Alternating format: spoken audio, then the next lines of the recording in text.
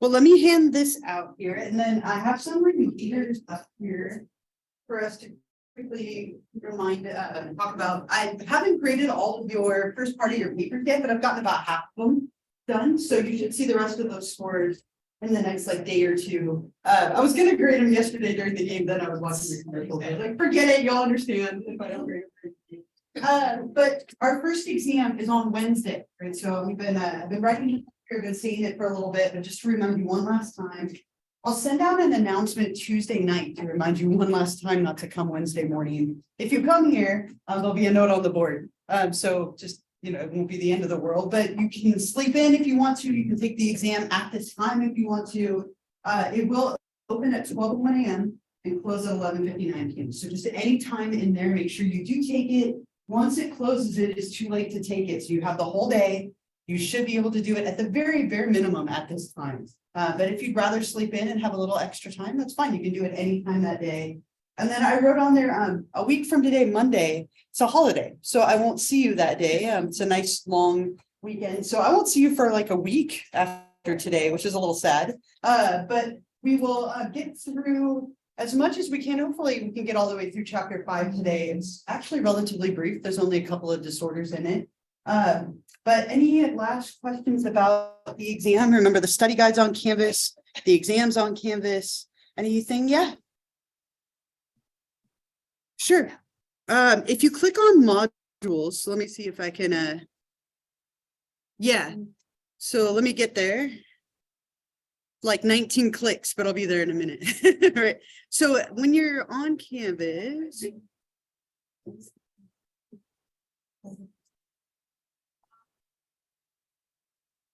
okay.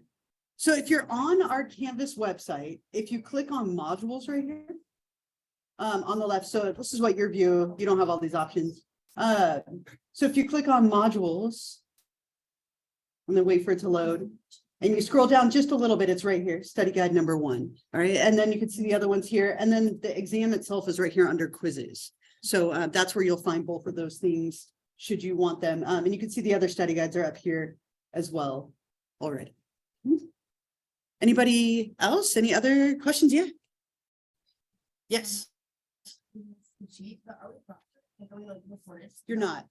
So, and it's a huge debate, honestly, the whole online versus in person. Yeah. But you could tell me your name was X and be here all semester as somebody else, and I would probably never know. Yeah. So I think it's the same concept. Just you can use your notes, you can use your book.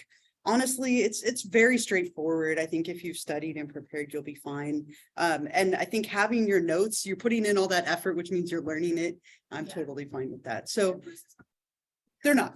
Yeah, they're not. Thank you. They're very straightforward. I should probably make them harder, but I'm just not that person. So I'm not going to. If I haven't done it by now, I'm probably never going to. So, and I didn't make them artificially harder because it's online. It's the same test you would have taken here in person. So again, I expect a lot of A's. I think everyone should get an A. Let's do that, right? Like everybody, let's do it together. But usually there are a lot of A's, and that would make me happy to see. Anything else? Anything else about the exam? So I won't see you Wednesday, but I will be here.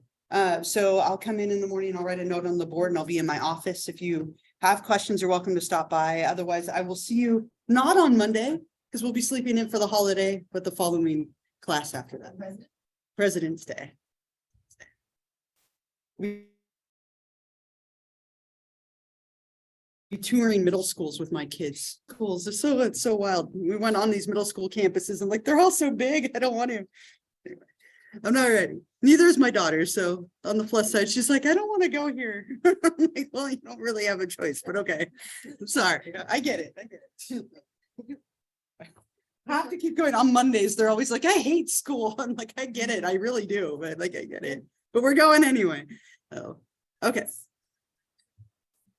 You don't see it? Should be on there. I just see the PowerPoint slides. So go up all the way up to the top. So it's above the, yeah. But up there, way up. Okay, so I just want to spend one more minute here. We almost made it through all of the anxiety disorders, and I want to make sure we have time to talk about chapter 5. But I want to mention these. These are some obsessive compulsive related disorders, right? So we ended last time talking about OCD and the treatments, and we watched that video of the mom with her little one and the contamination fears. There are a bunch of disorders that are kind of connected to OCD because they share similar elements, but they all are their own unique disorder. So there's hoarding disorder, trichotillomania, which is probably the most fun name to say of all of them, excoriation, and then body dysmorphic disorder. And all of these are similar to OCD. So with hoarding disorder, people acquire a lot of possessions and they have a hard time letting them go. We like informally tend to call this person a pack rat. But it goes beyond just collecting stuff. This is oftentimes to the point where people have so much stuff in their home that it makes it hard to live in their house. It spills outside. They maybe have storage units to handle all of this stuff. It can become unsanitary and hazardous. Lots of shows on TV about this. I have a person like 4 doors down from me who's totally a hoarder, because every now and then I just see it spilling out of the garage into the driveway, and then they'll shove it back in and close the garage, right? It's just stuff everywhere. And hoarding is something that can definitely be a difficult one to get people to let go of and hold on to stuff thinking it's meaningful, or maybe I'll need it one day. And it's oftentimes stuff that is very like worthless for the most part. Like it might be cups or magazines, or like I might need this magazine from 1993, right? One day, right? And so I'm going to hold on to it. And then what happens is people have so much stuff they can't live in their own home. Trichotillomania and excoriation are very similar. People pulling their hair or picking their skin in response to anxiety. So it's almost mindless, right? People will pick at their skin so much that they have scars everywhere, open wounds everywhere. And you can often see this very visibly. Or trichotillomania, pulling your hair. My daughter, Emma, pulls her eyelashes and her eyebrows without even realizing it. It took so much to get her to stop because she just didn't even know she was doing it. It started during COVID, right? Probably as a response to anxiety. When she was sitting there on her Zoom, she would just sit here and pull on her eyebrows until she had none, right? And then all of a sudden it was like, I don't have any eyebrows, right? And we'd have to like help her with that, and people notice it and they tease her for it. It's a very common like anxiety response. Same with picking at your skin. This one's a little different though. And interestingly, I don't think this belongs here, but it was moved in the last DSM. Body dysmorphic disorder, where people think some part of their body is defective. So maybe it's your nose or like part of your face, something that you think everyone is staring at and looking at. You feel like you're almost like monstrous in a way, but there's nothing outwardly obvious. People oftentimes will perform surgery after surgery after surgery to try and fix parts of their body that they think are defective, right? Very, very like common. The one thing here, and we'll talk about this more later, is it cannot only be due to your weight.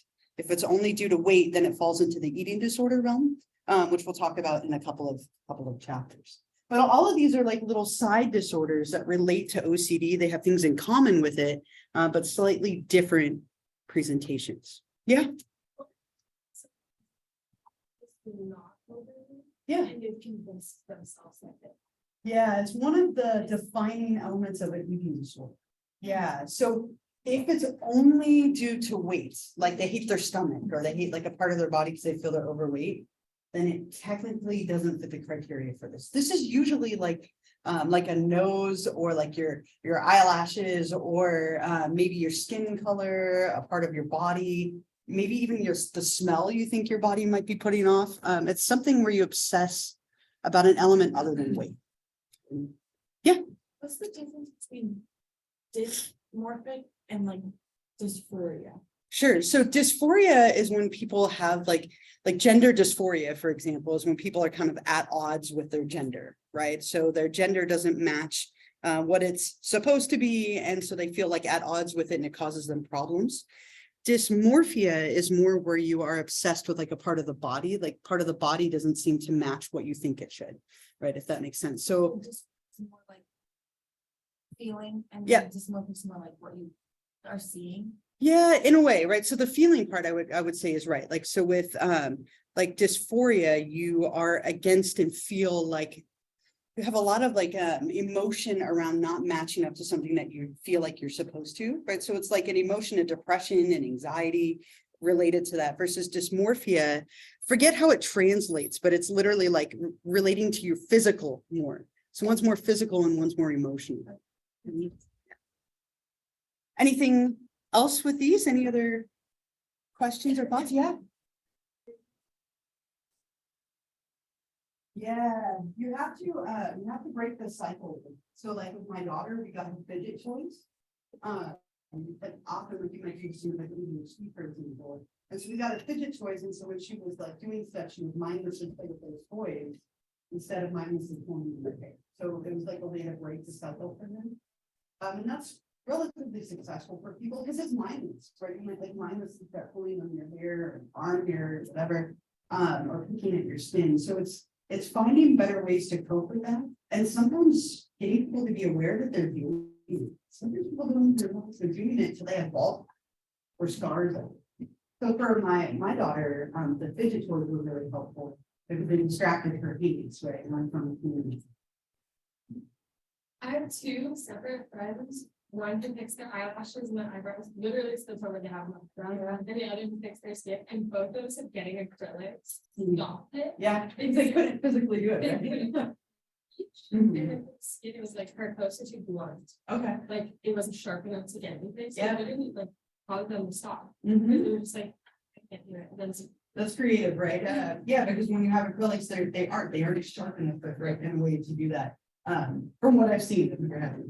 But I mean, I've seen that. But yeah, that's an interesting tactic. I like it, right? And usually it's some kind of distraction or something that prevents you.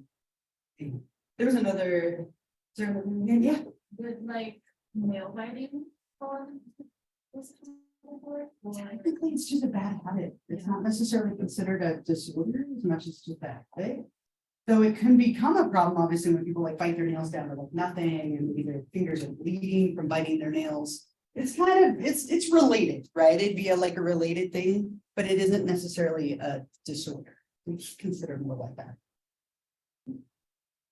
Anything else here before we move on to chapter 5?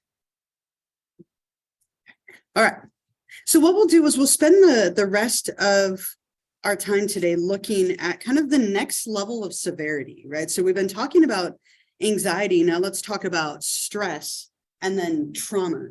Stress and trauma being kind of different levels of the same spectrum. Stress is something that's very common, like almost all of us experience stress versus trauma. Hopefully a lot less of us experience that, but it's kind of still on that same spectrum.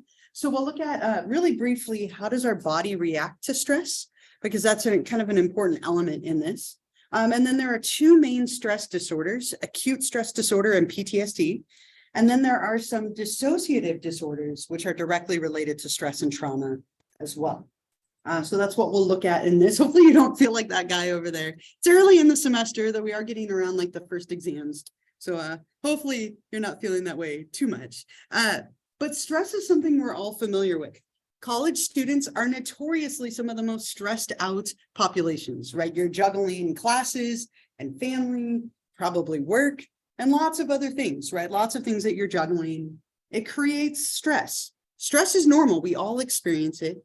It's a state of psychological tension or strain. Also, the way that we perceive and respond to certain events that we call stressors. And a stressor can literally be anything, right? From an exam, which we obviously have coming up, to technology. I love that she's biting the computer, right? Traffic, time, money, can be anything. Family is a big stressor for a lot of people, right? Money as well. So when we respond to stress, we're perceiving it, right? Everybody has a different reaction to every single event. And there's a lot of things that happen in the body when we're stressed out as well. It plays a big role in like physical responses within our system. And what's interesting about stress is we can all experience the same event, but deal with it differently, right? So traffic, easy example. Some people, how many of you hate traffic? Like it drives you absolutely nuts, right? Some of you, a little bit. Like half of you, anyone, traffic doesn't bother you too much? I don't tend to be bothered by traffic because I'm always ridiculously early to everything, right? And so I have plenty of time. I'm like, I'll just listen to some sports radio, make some phone calls, I'll listen to music. I don't really care. My partner, on the other hand, hates traffic and will start screaming at cars, right? And so my kids every now and then will scream. They're like, "Come on, what are you doing?" I'm like, "Oh, there's your mom right there." Constantly screaming at people in the car, like, "Go! Why are you so slow? Get out of the fast lane." I don't yell those things in the car, right? I have different buttons. We all have our own buttons when it comes to what stresses us out. Traffic isn't mine, but we all have different things and we respond to them very differently. Now, there's a lot going on in our body when we're stressed out. I have a little video. Let me play it for you. It's brief, but it kind of gives you an overview of some of the things happening, and then we'll talk about them a little bit. Let me pause this. The ways that stress impacts our system, right? It does impact us a lot physically. And if you are experiencing high levels of stress, you can feel that, right? It causes stomach aches and headaches and all sorts of things in our system, from tension and muscle pain, right? Stress can affect us quite heavily.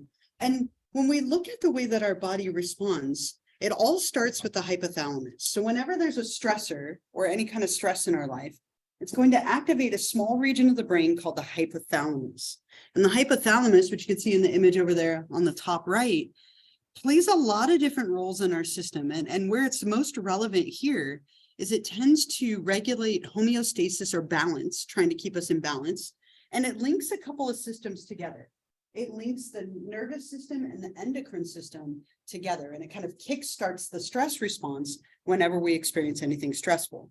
So a stressor activates the hypothalamus, which is then going to activate two different systems within our body: the autonomic nervous system and the endocrine system. Right? And one is the nervous system. It's very fast moving, fast paced, and deals with neurotransmitters. And the other one, the endocrine system, is much slower, dealing with glands and hormones, but they work together. And whenever we're stressed, both systems are kicked into gear, and we get an outpouring of hormones and neurotransmitters and physical reactions to try and help deal with whatever is stressing us out.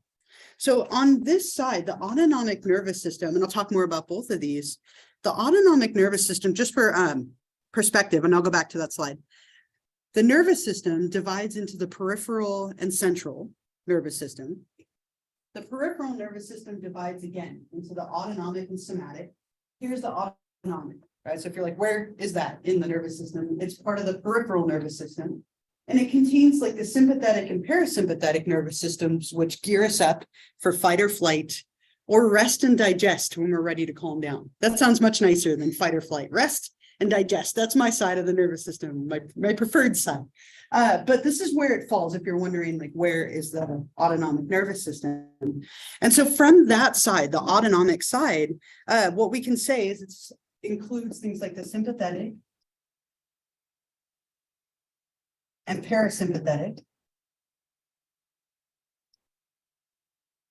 nervous systems, right? That fight or flight and rest and digest. I think I have that here. Yep. Sympathetic and parasympathetic. And I'm sorry, this bulb is like on its last leg. They won't replace it until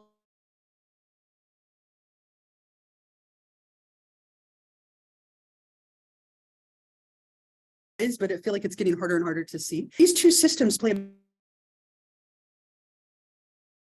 on this side. These two systems are going to release things like neurotransmitters.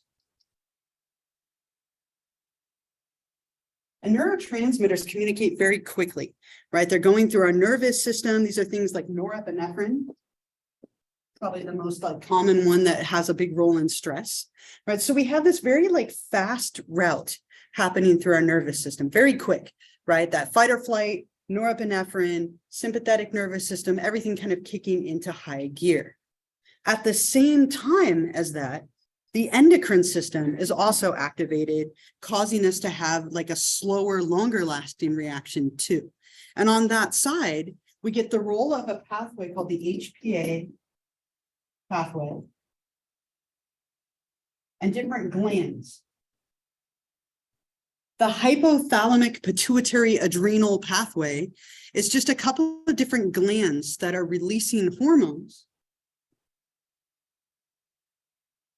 into our bloodstream at the same time as we're having that nervous system response.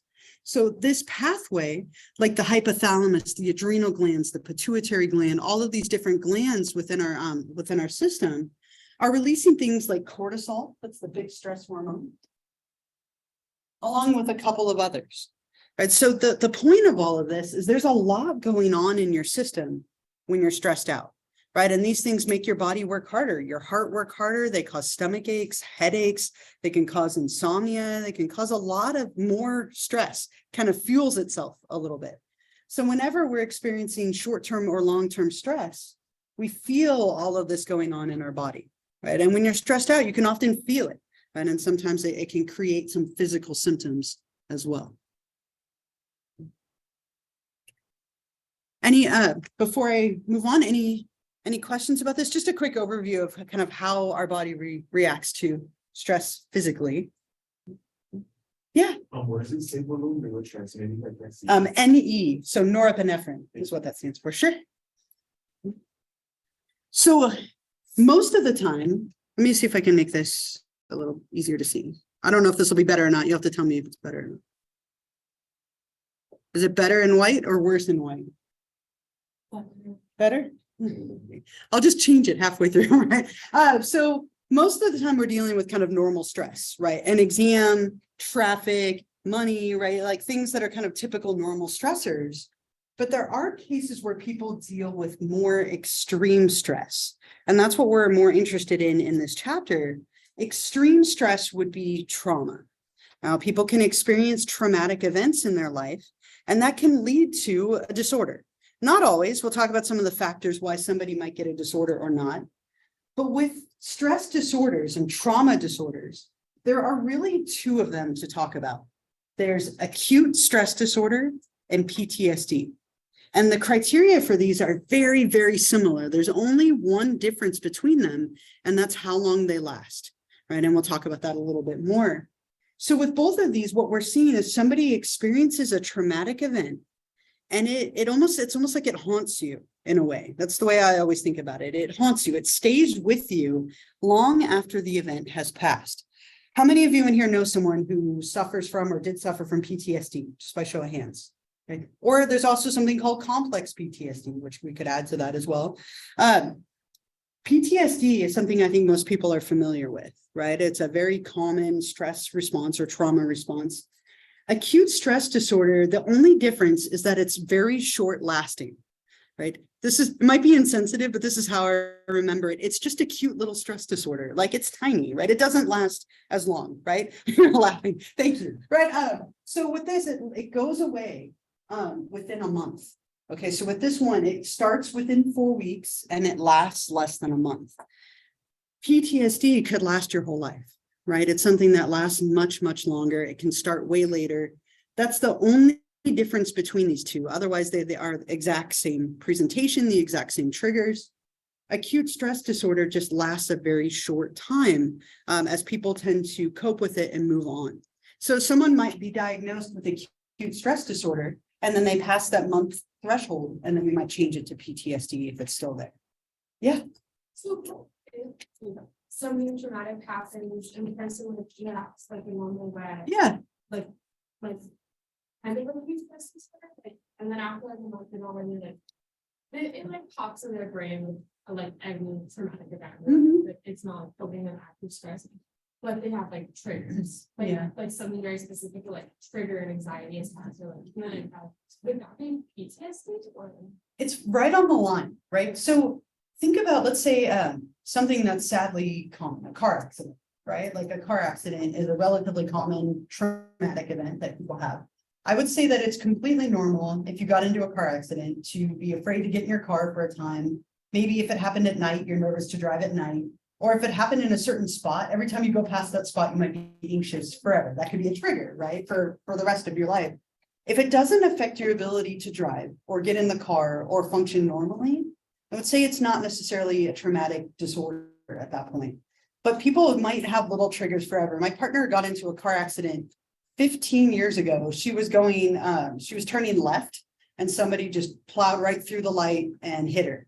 Right. And luckily she was fine and the car was fine and everything. But even now, every time she goes to turn left through a light, I see her go like this. Like she kind of like tenses every time, especially when we're in the valley. That happened in the valley where people drive like maniacs in the valley, right?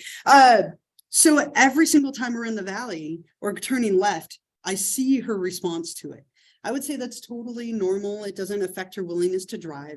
And so in that case, I wouldn't say it's a disorder, just kind of a normal response. Yeah. So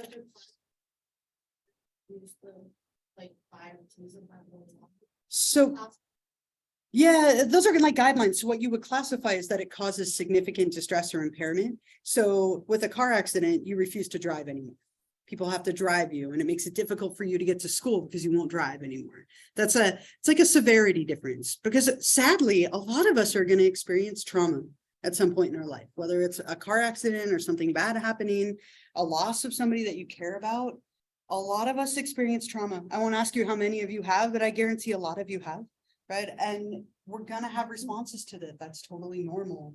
But for some people, it can be a longer lasting like pattern where it makes it difficult for them to function on a daily basis. And that's what we see with these two disorders. It is not. Let's see how many more letters we can put in there, right? Yeah. So CPTSD is complex post-traumatic stress disorder. And it's not recognized in the DSM, but it is something that is gaining a lot of traction. And it's something I have a lot of like knowledge on CPTSD and EMDR, which we'll talk about later. But that one, interestingly, in Europe, they have a classification system called the ICD. It's their version of the DSM. And in there, they have something called developmental trauma disorder that's been recognized. And it's very similar to complex post-traumatic stress disorder. So we're kind of on the path to that being, I would be shocked if it wasn't in the next DSM, because it's something that has gained a lot of popularity. The idea with this one is it's one traumatic event. Complex PTSD is usually people who experience childhood trauma or ongoing trauma. So maybe there's multiple traumatic events, like neglect is very common, or childhood abuse, and then they develop a different pattern, slightly different than PTSD, but very, very similar. Yeah. Are there things that somebody could do that, like, let's say they get diagnosed with acute stress disorder? Yeah. To prevent it to turn into? Sure. Yeah, going to therapy and working through it quickly, right? So one of the biggest things is after a traumatic event, they call it debriefing, but doing something right away to try and tackle it so that you can hopefully process it and it doesn't get stuck. The idea with trauma and the way that it relates to EMDR, which we'll talk about in a little bit, is that you experience a traumatic event and it gets stuck. It's like it's unprocessed or undigested in your brain, and then it just stays because it's not been dealt with. And so the thought is, if you can deal with it right away through therapy or even just talking to people, working through it in some way, you can prevent it from getting stuck and unprocessed, and then you won't need like long-term treatment.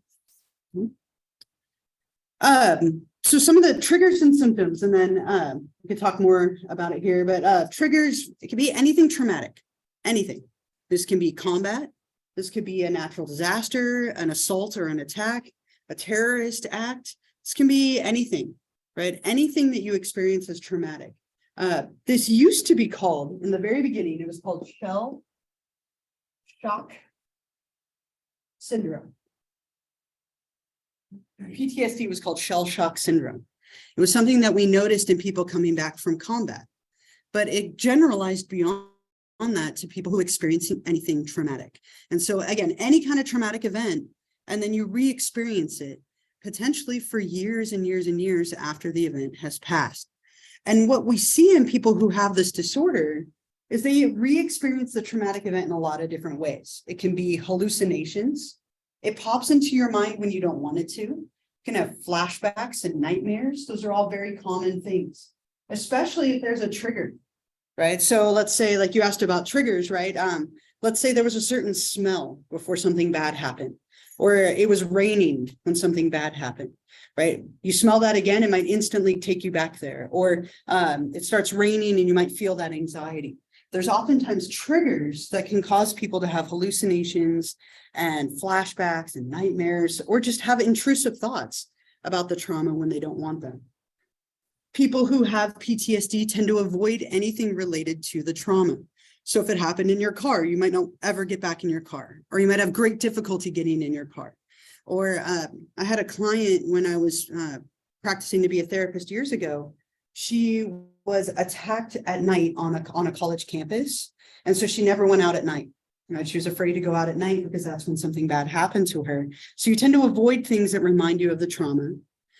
People sometimes shut off and become very numb. They're withdrawn and isolated and numb. They kind of withdraw into their own mind. Or they can become very what's called hypervigilant and on edge. Like everything sets them off. Right. The stereotype is you hear a car backfire and you're like instantly like, like cowering down, sweating, like back in the combat mode. Right. That's the stereotype that happens for people. I've seen this happen so many times at like fireworks shows with like older people who maybe were in combat. The sound of the fireworks triggers them back to combat, and you can see the response in them physically. Sometimes people get angry and violent, or they can get feel very guilty and withdrawn. I've seen it kind of go both ways. A lot of you raised your hand. Any stories or comments about people in your life with PTSD, what it looks like, or anything at all? Yeah. So it's interesting, you have to picture 9/11. Yeah. From New York City. But it was school at 5 o'clock. Uh-huh. So for a while, the smell of smoke. Be hard. Yeah. I smell fire. Mm-hmm. And that was a trigger for you, right? That smell. Yeah. I mean, yeah. Yeah. And sometimes these things can become kind of cultural. Like after 9/11, there were a lot of people were terrified to fly, right? Or go into big buildings, right? That might be a target. Right? You see that a lot. Big events that affect our like nation or our country can also lead to kind of big mass, smaller levels of like PTSD responses. Literature teacher in high school Uh-huh. because we were reading a book, and in the book there was like a very vivid rape scene thing, and I was like, I came here and I was like, you should have warned us that this was it. They didn't warn you. Yeah, really should have. Trigger warning, right? She did not Yeah. say anything about the chapter that night. And like once you're reading it, like we're just kind of like pulled away and you're like, Yeah. So I pulled her and I was like, you should have said something, you should have made an option to skip the chapter. And she was like, Yeah. no, literature is meant to be like jarring and whatever. I was like, well, yeah, you're like not being very understanding. Yeah. I was like, trauma. Yeah. She was like, no, that's how literature is supposed to be. You're supposed to have a reaction to it. And I was like, yeah, normal people are supposed to feel Yeah. left out by it. Right. Not have an actual anxiety attack over this. It was just like crazy how some people don't. And she was a woman too. Mhm. But like it was the Yeah, and that's not unheard of. I mean, that is in our society, I feel like we've come a long way on like trigger warnings and being mindful of everybody. But not everybody will do that. Yeah, if you're reading something that has a very like difficult thing in there, like I've tried to say that a few times, even the phobia video, like warning, there are spiders, warning, there are heights, right? Like just because you don't know what everybody's background is. If you have somebody reading that book who was a victim of sexual assault or knew someone, they're going to react very differently than the average person who didn't get that in their life in some way. So yeah, it's important to be, I don't blame you. Thank you for standing up for like rights for people, right? Like standing up to a Peter Act. No, I'm just kidding. But no, it's important to give people those warnings because you never know what traumas people have experienced in their life. Or you never, I think the thing I've taken away of these last few years is to try and always give people a little bit of grace, right? You just don't know what they're going through. These last couple of years have been harder than normal for most people. And I think it's good to have those trigger warnings when you can. Is there a hand back there? Yeah. I've been in three Minnesota. Mhm. I'll use this for example, but I don't know, can't classify as PTSD or stress disorder. I'm not sure, but basically if I was in an accident, T-bone, my friend was driving, and we were all okay. Like we used humor to Yeah. that's just leaving. Afterwards, like it was difficult driving.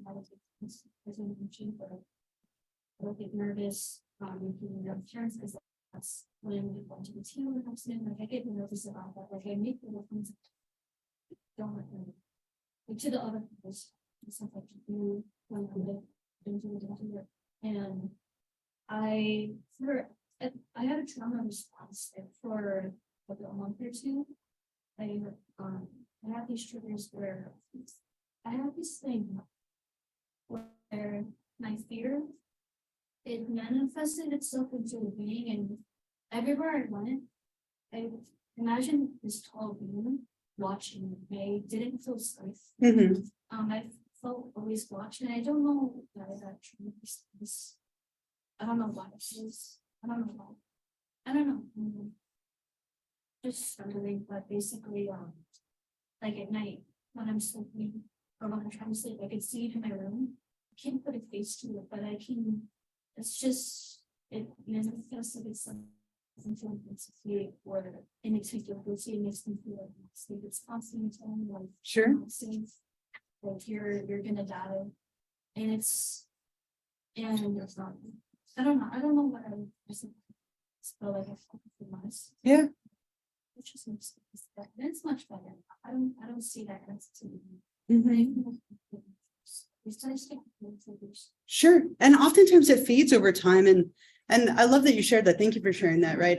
Everybody responds to trauma in a different way, right? And it might be that you experience something traumatic and you're fine. It might be you experience something traumatic and it cripples you. It could be kind of externalized into something else or internalized into blame and guilt, right? There are so many different elements to trauma, which is what makes it so hard to treat, right? And oftentimes people feel guilt at surviving, even like you can have trauma related to not experiencing the trauma.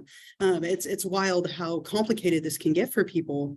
Again, the idea is that you had something bad happen and it stays with you, right? And that's really the essence of both of these. Again, PTSD lasts much longer, acute stress disorder short.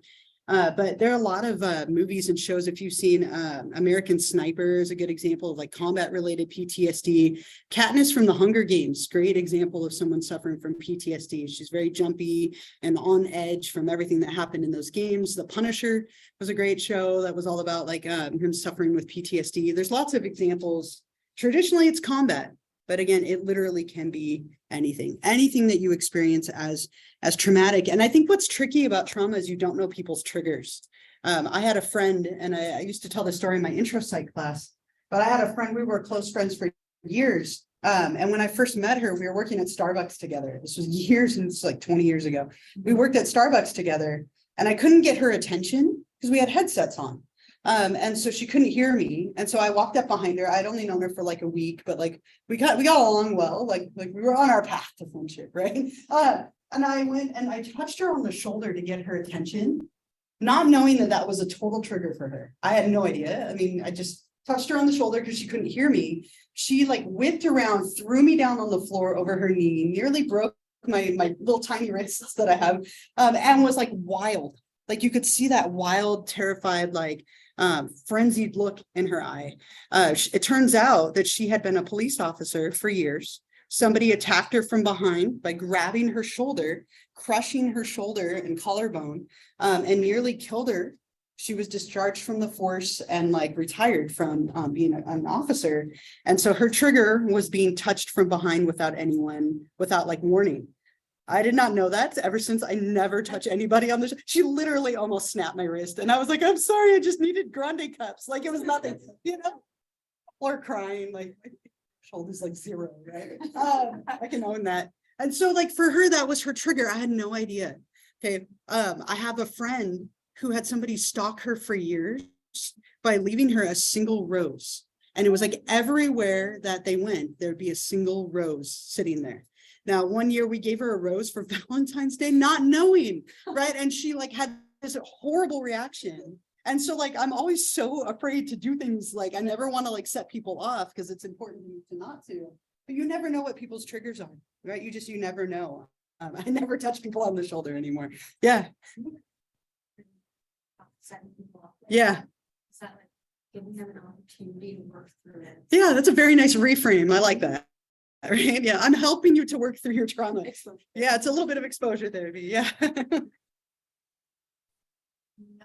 No. Yeah. So like an ex-boyfriend's like cologne. Mhm. I'm just Yeah. gonna start spraying. But one time I worked at a restaurant and one of the menus hit me in the face Uh-huh. when I was cleaning it and it smelled like him and I swear I had to put it down and like walk away. I was like, that is Yeah. like weird. Like, why would a menu smell like a man? That was so weird. I could speculate, but I don't really want to. Yeah. Yeah. Yeah. And then anything, right? A smell, right? It can be a smell, a time of day, a touch in a certain place, like anything. right? And again, what's tricky about these is trauma is enough to cause a disorder, but not everybody who experiences trauma gets a disorder, right? There's a lot of different factors. Some people are thought to be maybe more biologically vulnerable to stress disorders. They have a higher stress response. They react differently as part of this. Maybe they have more norepinephrine and cortisol and more things happening physically that might make them more vulnerable. Some people are just more resilient and enduring than others. I know people who can handle so much stress that like it would cripple the average person. And I know people that one little stressor and they're done. That's all they can handle, right? And so we all have different levels of what we can handle and what we can work through successfully. When people have trauma in childhood, it tends to set the stage for vulnerability as an adult, right? So childhood trauma tends to correlate to adult trauma. People who have better social support tend to not get traumatic disorders as much as people who don't have support. So again, if you can work through things, whether it's through humor or through talking to people or whatever it might be after a trauma, you tend to be in better shape. There's a lot of cultural correlates, right? People who grew up in poverty, like Mark, when we talked about that case study with Mark like weeks ago, he grew up in poverty, right? And that tends to play a big correlation with trauma. And then obviously the severity as well. The more severe the trauma, the more likely you are to develop a disorder from it. But not everybody who experiences traumatic events will develop one of these disorders, sometimes and sometimes not. Now, the biggest thing that people tend to do when we have trauma disorders like PTSD, for example, medication might help a little bit with anxiety, but the biggest way to cure or treat or lessen PTSD is to come to grips with whatever happened to you. And this can take time. Oftentimes it's going through the event in painful detail. We're talking about it and processing it. Now, there are newer ways of doing this, newer and more efficient and quicker ways. And one of them is a procedure called EMDR, eye movement desensitization and reprocessing. Now, I will tell you that I've done EMDR as like a client for trauma, right? And I've also studied EMDR quite a bit. I had a very different notion of it before doing it. In my mind, I was like, this is so ridiculous. You're going to stare at something that moves back and forth and think about a trauma and it's going to just magically make you better. That was like my attitude a few years ago. And I've definitely changed my attitude about it. The idea with this is we're doing something called bilateral stimulation.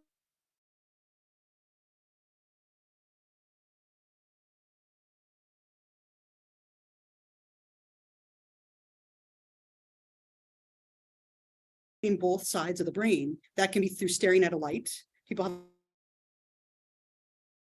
activating both sides of the brain. And then you think about the traumatic event. And the idea behind this is that you kind of unstick it in a way that it hasn't been processed. And so you process it and then you're able to let it go a little bit more. It's a very interesting procedure. A lot of people kind of skeptical of it. It's gained a lot of popularity in the last like 10 years. It was very, very like pseudoscientific before that. And now it's something that's been very, it's becoming more and more popular. Yeah. What about brain spotting? Would that be like a form of EMDR? So brain spotting is really an interesting, like that one's a little more pseudoscientific. The idea with brain spotting, I just finished reading a whole book about it. Interesting that you would ask. Interesting timing. Brain spotting, it's thought that every single one of us has a spot in our visual field that's going to trigger different reactions. And so this whole book that I read, Grand, I think the guy's name is Grand who wrote it. If you were to like look side to side, there's going to be a spot where like you feel more activated and triggered. And if you stare in that spot, then you can kind of work through trauma. It doesn't have nearly as much support as this, but sometimes it's used as part of this because there's going to be a spot in your visual field where maybe you're more activated. And that's where we can kind of piggyback off his ideas. Yeah. Yeah. So with COVID, it became something that was done virtually. And so people would stare at a screen. You can go on YouTube and type in bilateral stimulation or EMDR and you'll find like moving dots that you can follow. If you have something traumatic that you're trying to do that alone with, not the best idea because it can trigger you, right? It brings it all up to the surface for you. But it is something that more therapists are doing virtually. My sister-in-law is doing this virtually right now. And her therapist just has like a bar that she watches and then they talk about it. I think it's better in person because if people get triggered, you want to have that support and be able to check in on them. but it is very virtual right now. A lot of people doing it that way. Yeah. Really, like, the interesting part about EMDR, like, that you don't necessarily think is there, like, as you hear about it, is the intense distress that people feel after. Yeah. And so, like, the way that they like, oh, it's not working, Mhm. but that isn't working. And so it's just like really interesting that like Yeah. this is one of the therapies that causes like intense distress, not Yeah. immediate like calmness. Yeah, and that's a really good point, right? Sometimes when you're dealing with trauma, it's going to get worse before it gets better. And that definitely happens with EMDR. What happens is you go in and you identify like a negative event or a negative cognition that goes with it. So maybe you were attacked, right? And you feel powerless. So your cognition is like, I feel powerless. And you think about that and you think about the event while going with the bilateral stimulation. And when you end a session, all of that has been brought up to the surface. And so then you go home and you have to deal with all of that. And there's a lot of things they teach you, like doing a calm place and putting things in a container in your mind, right? But it does tend to get quite a bit worse before it gets better. And for people who have complex trauma, this can take months.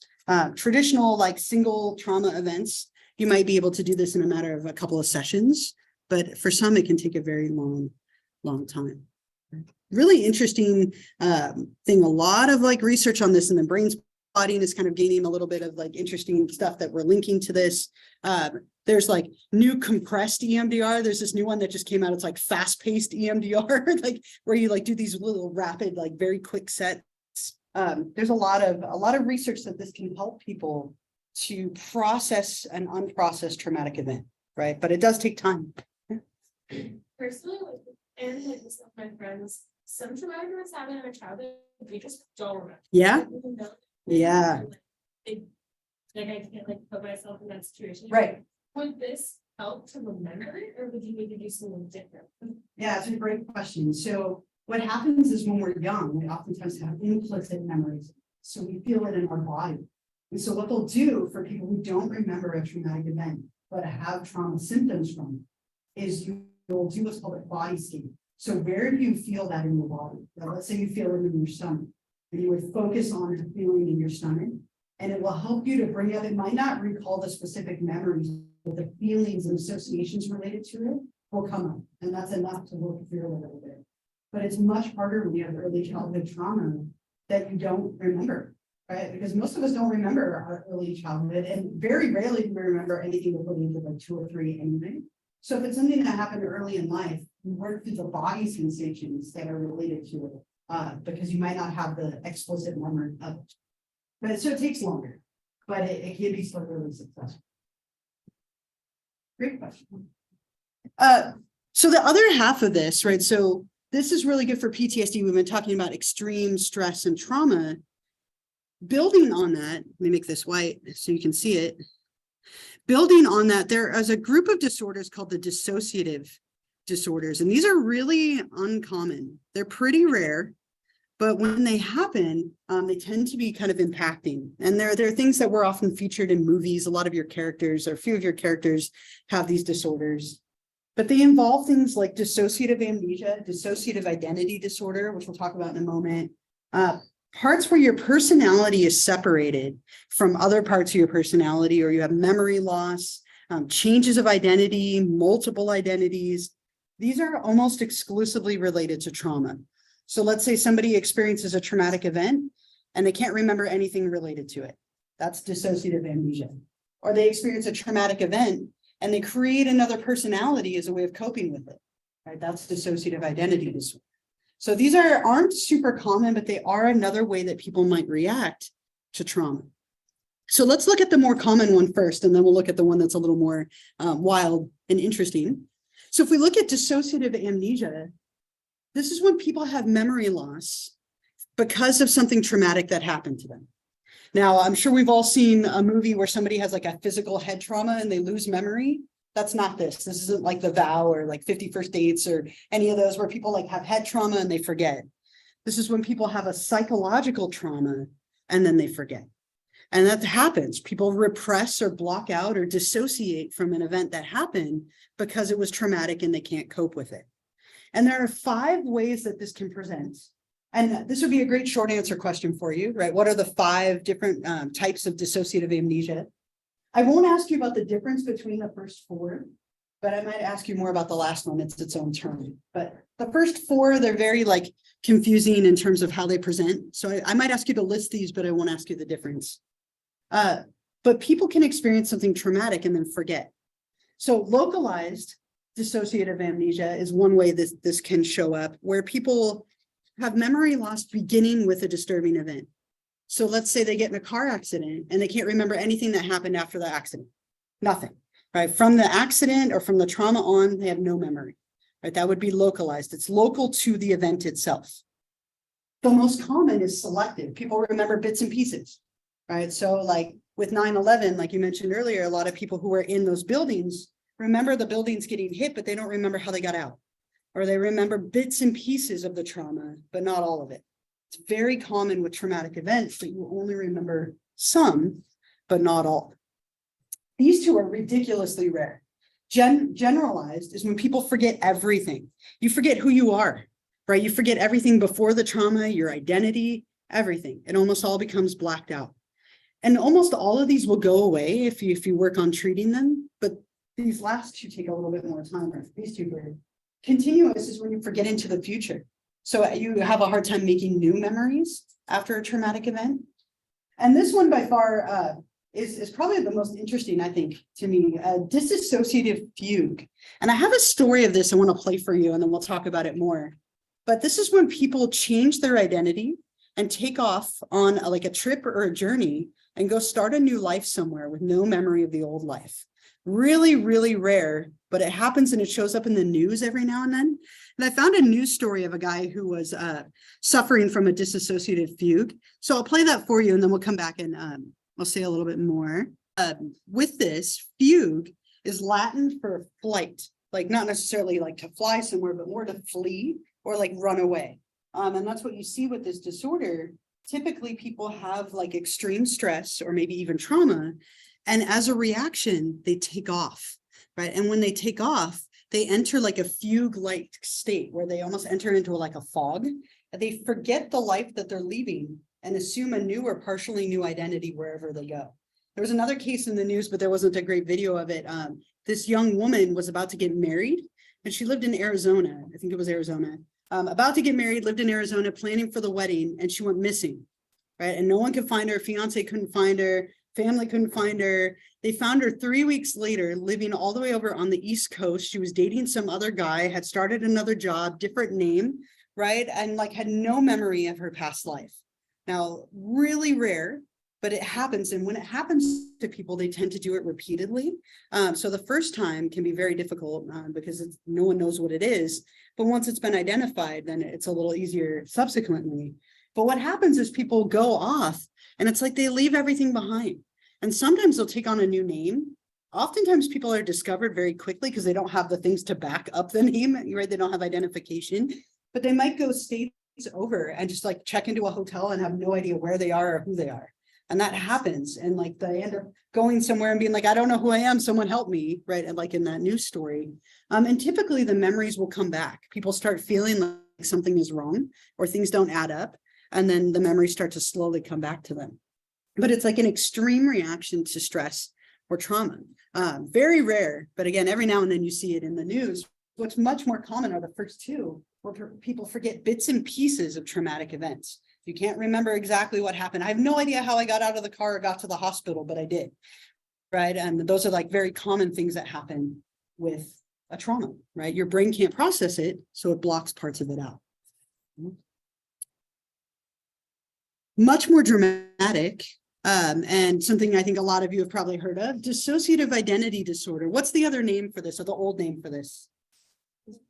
Multiple personalities or split personality disorder, right? Both of those are this, right? This is the current name, dissociative identity disorder. It's thought that you have dissociated fragments of identities within one individual. Now, this is usually portrayed pretty poorly in films and in TV shows. They make it very dramatic and funny oftentimes, or like just dramatic and wrong. They combine it with schizophrenia. The idea here is that somebody has 2 or more distinct personalities or fragments of personalities. that take over their behavior and exist within a single person. Right? Most commonly, it's like 2 or 3. Then the highest documented was 126. 126 different fragments of personalities. Way more common that it's like under 5. 3 is pretty common. Yeah. That's a great question. There's 3 different ways that it can present. Yeah. So sometimes. I'm sure people know about. Oh, you're like, yeah. Yeah. There's like a lot of good examples on TikTok. Yeah, there are. And it's hard to know how legitimate they are. I've seen a few of them too. And some of them feel more, it's hard because the people on TikTok, a lot of them have a persona that they're putting out, right? And so kind of working through what's real and what isn't sometimes is a question. But yeah, there are a lot of examples on TikTok. Someone like, okay, the other one for gay, and someone like that, and Yeah. women, and it's like, is this, I didn't. There's some truth to that, right? So they can be very different. The sub-personalities can be wildly different. Okay. So you could have one that's a child and one that's in their 80s. You could have one that's male, one that's female, one that like extreme opposites, like chain smoking biker, like old lady named Marge, right? Like I'm just trying to paint you a picture here. And then like a little like 8-year-old, right? Like they can be polar opposites. What's much more common is that they're not that dissimilar to the point where you might not even be able to tell them apart drastically, like or at least right away. What happens is people experience a trauma and then they create another personality to deal with it. So I will tell you a story.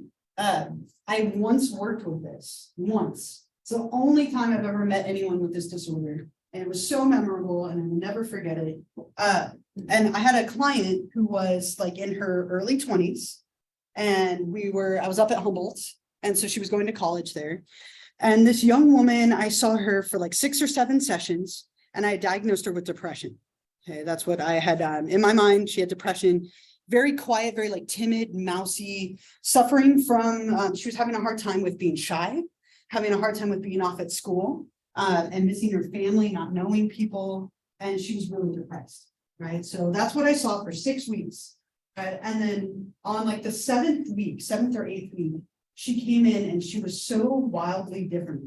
And it was enough that like, it made me like kind of pause for a minute. She came in and she was dressed really differently than normal. She wasn't like shy and timid and quiet. She was like loud and rambunctious. She was talking about people she had never mentioned before, just very animated. Right now, in my mind, I was like, okay, she has bipolar disorder. I'm seeing the manic side for the first time. And that happens, right? You can see clients for months and diagnose them with one thing, and then you get another piece of information, it changes everything, right? And in my mind, I was like, okay, bipolar disorder. I talked to my supervisor, because you have a supervisor when you're learning, and we agreed, we changed her diagnosis to bipolar and moved on. Didn't think much of it after that.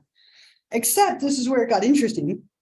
She comes back the week after that, so like week 8, right? If that was week 7. But the first thing that she says to me is she's back to quiet and timid and shy again, like what I had been used to. The first thing that she says is, I'm really sorry that I didn't come last week. Like, it's really not like me to miss an appointment. I honestly don't remember where I was, but I know I didn't come and I'm really sorry. Like, I just wanted to apologize. And I was like, oh, well, you were here. Like, I'm glad you brought it up. You were really different last week. I wanted to talk to you about it. And I had my notes and I'm like mentioning the stuff she talked about. And in like the nicest, most polite possible way, she's like, I think you have the wrong person. Like, I don't know who those people are. Like, I think you might be confusing me with somebody else. And I was like, no, I mean, you mentioned this, and you mentioned this, and I'm reading it off my notes. She's like, that's not me. I'm sorry. And like, we couldn't get past it. It was like, yes, it is. No, it's not. Yes, it is. No, like we were going back and forth. But I wanted to be like, I'm not the one in therapy here. I'm not. I'm like, I'm a very sensitive person. But it hit that point where like we couldn't move forward, and it felt important. Right? Like the fact that she couldn't remember and all those things that she had said, like I was like 99.9 sure that I had it right? But the interesting thing is when you are training to be a therapist, you're recorded. It's awful. You have to watch your recordings of yourself and analyze them. Painful, okay, really painful. But it came in so handy in this moment. I was like, do you mind if I go get the tape from last time and let's watch it together? Let's figure this out. And I went out and I got my supervisor because this felt wrong. It's like something felt really off. And so we bring in the video and like we bring in my supervisor and we play it. It was her. I was right. I was wrong, right? Like I had a moment. I'm like starting to worry in my mind that I messed up, right? And she just starts sobbing. She's like, "That's me, but what am I wearing? Who am I talking about? What's going on?" Like so completely, genuinely confused and thrown. And it was the most memorable moment I've ever had, like psychologically with a client, because she had formed another personality that was extroverted and outgoing as a way to deal with the trauma of being off at school and away from her family. And she was having blackouts where she didn't remember what was going on. And sadly, I wasn't able to work with her. She was one of my first clients ever. I'm like 1 semester into my master's program, and this is my client. So I sadly had to refer her out, and I never got to see her again. But she was connected to somebody who could help her. So that's the important thing. But she had developed another personality as a way of dealing with this. And had no knowledge. And that can sometimes happen. You can have different relationships between these personalities, and that dictates how easy this is to deal with. If the second one here is the easiest by far to deal with. If they're mutually cognizant, they all know about each other. If they all know about each other, there's no memory loss. You can say to personality A, I'd like to speak to B, and to B, I'd like to speak to C, and they can call those personalities forward because they all know about each other. By far the easiest. The most difficult is number 1, right? Mutually amnesic means that none of them know about each other. Really, really difficult because you have to wait for each personality to emerge to deal with each one individually. And there's so much memory loss that it makes it very, very hard to work with. And then this one's the most common. One-way amnesic means there's like a dominant, and the dominant knows about all the subs, but the subs don't know about each other, right? And that's the most common, but there's different relationships and they really dictate how you approach this disorder. Did you have one of you had your hand in? No, change your mind. Yeah. Yeah. So she's like, there was this one day she just like talked to me and then she was like, "I forgot you, I don't know who you are." It's like, I didn't realize. Sure. And then maybe like an hour later, she said, "Oh, sorry, this is so and so, they took over." And I was so confused at the time. Sure. But like, is there like a reason that like that one comes out instead of like the other if there's another person? Yeah, and it's often thought the idea is that each personality or sub-personality or identity serves a purpose, right? And so like with my client who was really shy, she created a really outgoing identity that could help her, right? If somebody experiences a trauma and they were out of control, they might create a personality that's very controlling and tries to control everything, right? So it oftentimes is thought that it serves a purpose, but that isn't always the case. Sometimes they just end up with multiple fragments of different parts of their personality, but they get like accentuated a little bit, right? Wild though, yeah, it's super confusing if this happens. Like, as you would imagine, that would be confusing. Yeah. Do the different personalities feel when like one is that? Yeah, I mean, so the hard thing is it's not like a physical place, it's more they just retreat into the subconscious or like the unconscious mind. And so they can be brought forth by stress, they can be triggered by stress, or again, like if they know about each other, you can ask them to come forward. Like, hey, I'd like to speak to this personality, and they'll come forward. So it's just that more like they're like waiting in the unconscious mind, or at least according to Freud. Because they were completely blocked off their Yeah. personalities.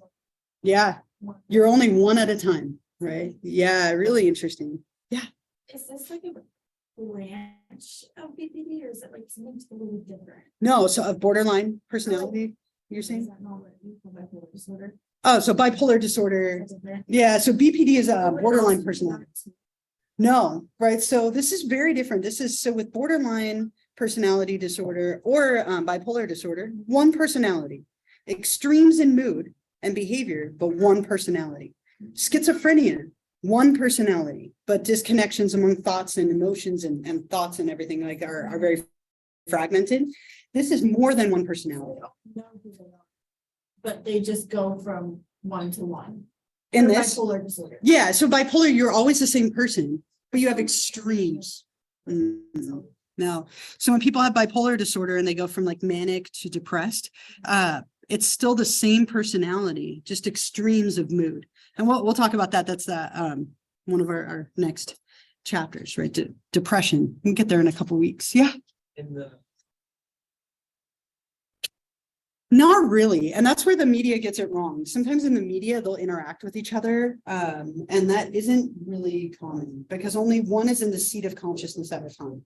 And so only one is present. But if they share awareness, they share memories. And so in a way, the others are aware of what's happening, but they're not going to be like talking to each other. What I would learn on TikTok with like other creators who like say they have the idea, Mhm. they say that systems. Yeah. Parts. Yeah. I don't know, is that not really how people view it? It's more just like the idea is one thing and like IFS is one thing. Yeah. So IFS, internal family systems, says that we all have different parts, right? Like we have different parts of our personality. I'm really big on IFS. So like I have like the star student part that always wants to excel and do great. And then, I have like a controller part that wants to control everything. And like we have different elements to who we are. What you could say is that DID is like a dissociation of parts. So the parts have become so polarized and extreme that they're almost their own identity. And that's not the common. The common is that we all have parts, but we go back and forth between them versus them being so extreme that we have memory loss and so on. Then we get to DID. Just to mention these two terms, 2 slides left, we're almost there, but there's depersonalization and derealization that sometimes come with these disorders too. Depersonalization is when people feel like things are unreal or detached. Like you don't feel like you're part of your body. Like my body doesn't feel like it's my own. I don't feel connected to it in any way. Versus derealization is when everything feels unreal around you and you don't feel like you're part of the world around you. We talked about this a little bit with panic attacks. But sometimes when people have a panic attack, the world around them feels blurry or unreal. That's very common. When people dissociate, they pull away from the world around them. And so the world might seem blurry or unreal. And when people have depersonalization, they almost feel like they're not part of their own body. Like there are extreme disorders of this where people will like cut off their own limbs because they feel like they're not theirs. Really, really extreme. But with both of these are elements that you sometimes see with the dissociative disorders, that people feel like their body is not their own or the world around them is unreal. And you get a lot of that with the dissociative disorders because by nature, you're pulling away from the world and you have memory loss and like confusion about the world around you. Last thought, and then I know it's a little quicker than I'd like, but I just want to make sure I get you as much as I can for the exam. When it comes to treating these, there's really 3 main goals, right? And these aren't easy to treat, especially if people have no memories that are shared. If people don't have shared memories, you have to wait for each personality to come forward. And it can take a long time. I just watched a show where this was on there. I'm trying to remember, can't remember what it is now. It's going to come back to me later, but I just watched a show where the guy had multiple personalities and they weren't aware of each other and it made it difficult. Maybe it'll come back to me. But with this, the first goal is you have to understand the nature of the disorder. You educate people on what's going on. This is why you're experiencing memory loss. This is what's happening, right? This is what's normal and typical. You try and recover gaps in memory. Sometimes people will keep a journal. And with the journal, what you'll see is they have different styles of handwriting. They have different styles of like expression. And that's really common. And then what you have to try and do is like integrate them all together. Something called fusion, right? So you have to try and reduce the personalities as much as possible. Get them from like 3 down to 1 or 5 down to 2, whatever you can manage to do. So that's the main goal, trying to kind of go through this process, but it's a very difficult thing to treat and it can take a lot of time, especially if they're not aware of each other. Okay, so we got there. I'm sorry to rush through that one.